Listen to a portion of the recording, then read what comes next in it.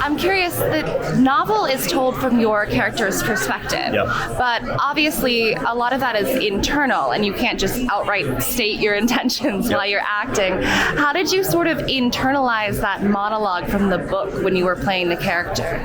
Yeah, I mean, Francis and I spoke, Francis Lawrence, the director, and I spoke about this really early on, which is that it's kind of difficult to transpose that like text from the book to film because it is kind of written in his first person, like interior mind perspective, and so to make that into a film version, which you can't unless you underlay a bunch of monologue, a bunch of like voiceover, it's kind of hard to do. So a lot of that was about building his interior life from the inside out, so that you can see it in his eyes, you can see his like watchfulness, his perspective.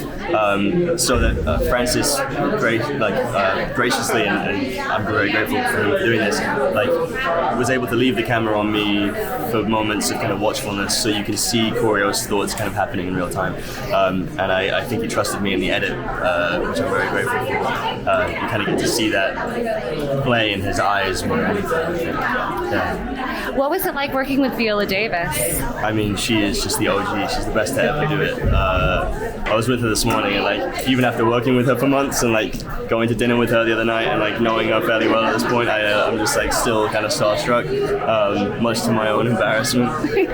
But she's the coolest person in the world. She's so skilled at what she does. She's got a freaking EGOT, and yet she's so down to earth and like is more real than anyone in the room. And I learned that from her, which is just like keep it real, keep it playful, keep it fun. What we do is a joy and a privilege, and it's supposed to be entertaining, even if it's making you think. And yeah, I'm very grateful to her for being so generous.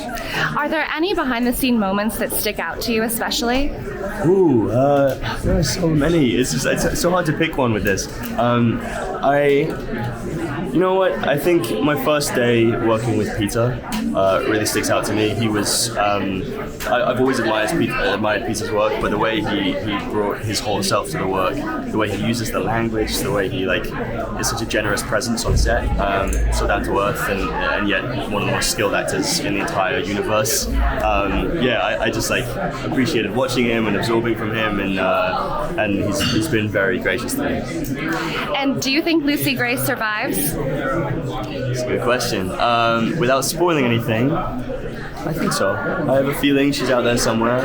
It's left very ambiguous, it's very mystical, but that is Lucy Gray.